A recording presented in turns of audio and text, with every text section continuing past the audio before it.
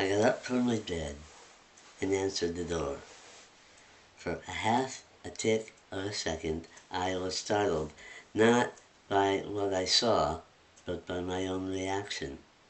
I saw that I was scared, and also saw that there was no reason to be afraid. He was male, but kind of androgynous. I'm not sure exactly why I say that. Maybe it was the kindness in his face.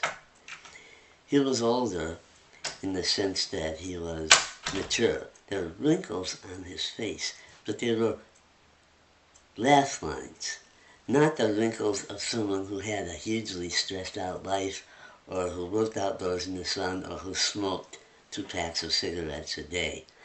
They were reassuring wrinkles, like my grandmother's. They showed a life experience that had been mellowing, not fear-inducing. He had such a great face. The other thing about my fear was that I recognized it was the kind you get before you go on a roller coaster ride. You know you're going to be frightened, but it's familiar, dealable with fear. I was not afraid of my own fear. I even found it exciting somehow.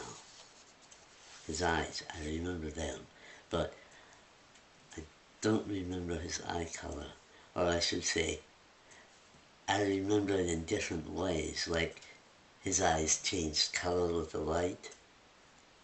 He stood there, at one with himself, looking at me with love, the deep, affectionate love of a long-time spouse, a parent, someone who had known me and all my faults and strengths, and valued me, loved me deeply. I realized that it wasn't his eyes. They did show love, but it was more his magnetism, a magnetic field of some sort that he seemed to generate. I felt it in my whole body, mostly in the pit of my stomach. I say magnetic because there was some kind of connection or pull or attraction. There was also warmth. There was more to it, but I don't have the words.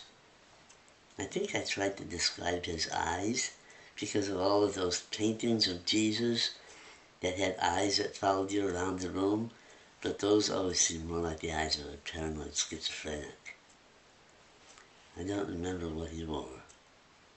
I remember a sense of it being drapey and light-colored.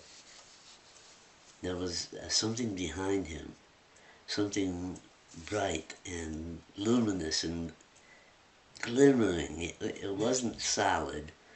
I couldn't focus on it, so I thought it must be some illusion or like light reflected off water, so I just ignored it. My heart made a noise, a low roar, an animal sort of sound, clear but quiet, like something I hadn't known was living in there, was speaking, or that was where my own voice, a voice I didn't know I had, was coming from. I don't have anything to compare it to, really. Then my heart melted open instantaneously and sweet tears came into my eyes. I knew then that he was the angel of death. What was glimmering behind him was his wings, which were not made of feathers, but of something else. My first thought, after the feelings of love, was that I was not going to need my to-do list anymore. That brought me immense joy. I felt a lifetime of burdens and responsibility slip away. Gone, gone, gone, just like that. Then I felt like I wanted to take my clothes off. Then I wondered whether I should bring my address book. I worried briefly that this was a return of those feelings of responsibility, but somehow the angel of death let me know, I don't know how, I think it was the magnetic stuff again, that this was a feeling of the heart on my part, that I wanted to reach my loved ones and let them know how great I felt. I enjoyed the reassuring feeling, and I loved the fact that the angel of death was right there for me.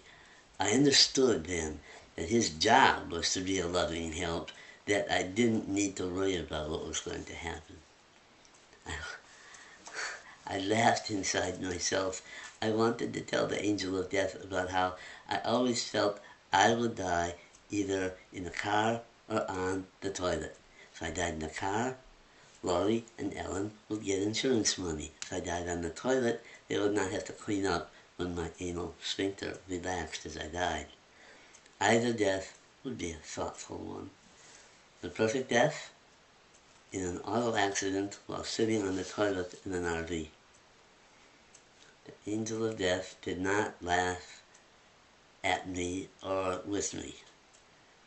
He was not into toilet humor, but he did appreciate me, and he was glad that I had a good attitude and a sense of humor in the face of death. I wondered what I was supposed to do. Then my whole life came to me. Not in a movie. My life appeared as a feeling that hung there in front of me. I was being judged, but I was doing the judging, me. I felt all that anxiety and fear and wanting to do the right thing from all during my life, all packed into 1 second, being held in front of me. It's funny, I didn't remember any physical pain. Then it fell away. Then perfect calmness came. It started in the pit of my stomach and came up through my heart into my brain. And I started rocking gently. Oh, that reassurance, oh my God. It was irresistible. I died of reassurance. It was the cause of my death, not the vascular malformation.